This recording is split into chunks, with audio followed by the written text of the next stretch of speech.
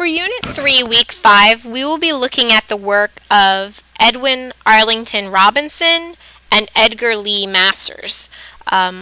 We will be looking at some of the poems that they have written and studying the type of poetry that they wrote and how it fits into our study of American literature. Before we begin reading the poems, though, I'd like to give you some background on each of the authors, as well as the poems that you're going to read from each one.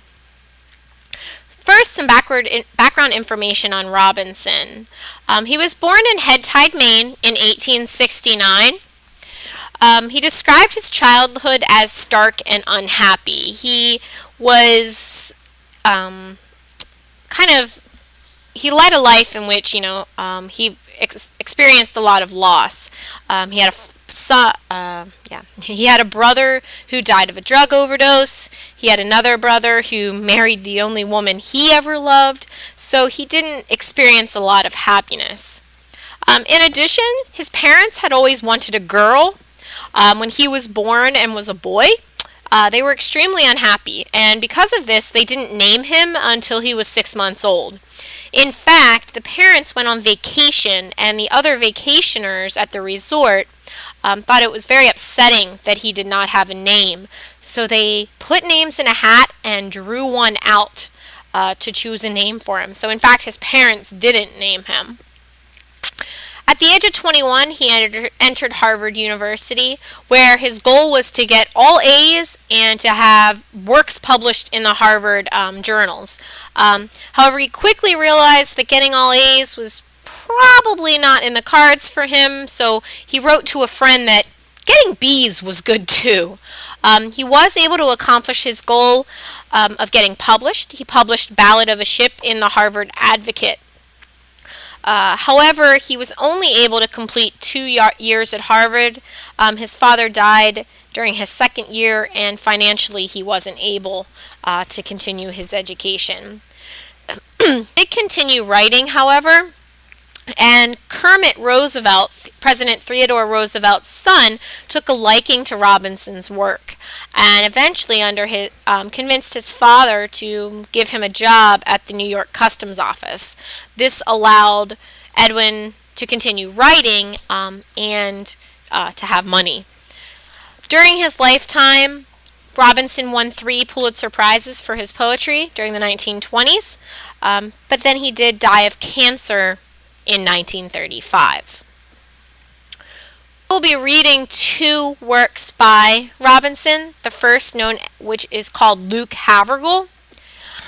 It addresses the pain of loss. Luke grieves for his beloved and questions whether he can go on living in the poem. The speaker in the poem suggests that he can commune with her until it is his time to die, and they meet again. So there's this whole idea of losing your loved ones, but whether or not they are really gone. The second poem by Robinson is called Richard Cory. It reveals a whole town that is in shock and grief. The townspeople are unprepared for the suicide of a wealthy man that they idolized, and it goes through their grief. The second poet that we will be reading about today is Edgar Lee Masters, so a little bit of background on him. He was born August 23rd, 1868 in Garnett, Kansas. In 1880, he had his first publication in the Chicago Daily News. His main purpose in life was not as a writer. He actually became a lawyer following the footsteps of his own father. During his time as a lawyer, he wrote under 2 pseudonyms, Dexter Wallace and Webster Ford. He won numerous awards for his poetry and eventually died in Pennsylvania in 1950 at the age of 81. The first work that you will be reading by Masters is called Lucinda Matlock. In this poem, she speaks frankly about her life from the grave. So it is set after she has died, but yet she's speaking about her own life. Lucinda, the character in the poem, died at 96 after a hard but fulfilling life.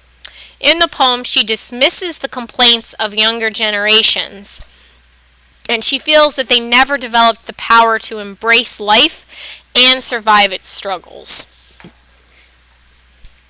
The second poem that we'll be reading by Masters is called Richard Bone. Again, in this poem, Richard Bone speaks frankly about his own life, again from the grave, so it is post-mortem. He was a carver of tombstones during his life. And in the poem, he discusses how closeness and affection caused relatives to ask him, the carver, to carve untruths into the stone. So it's about how the survivors often want to remember somebody more fondly than they actually were, so they'll sometimes put things that aren't completely true on headstones. All right. Hopefully this background information on the two poets, as well as some information about the 4 poems that you're going to be reading, will help you to comprehend and understand what the speakers in each of these poems is talking about. Your assignment related to these poems is as follows. First, I'd like you to list 3 facts that you learned about Robinson from this presentation. 2, list 3 facts that you learned about Masters from this presentation. And 3, what is your first impression of these poems from their descriptions? That should be a 3-sentence minimum.